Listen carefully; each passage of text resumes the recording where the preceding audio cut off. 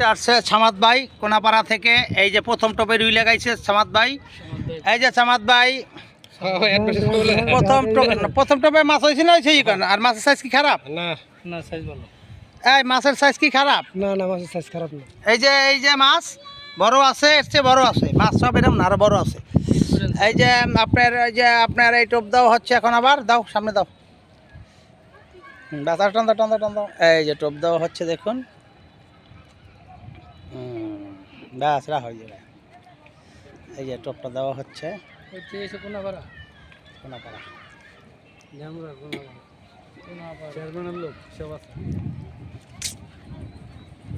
ঠিক আছে।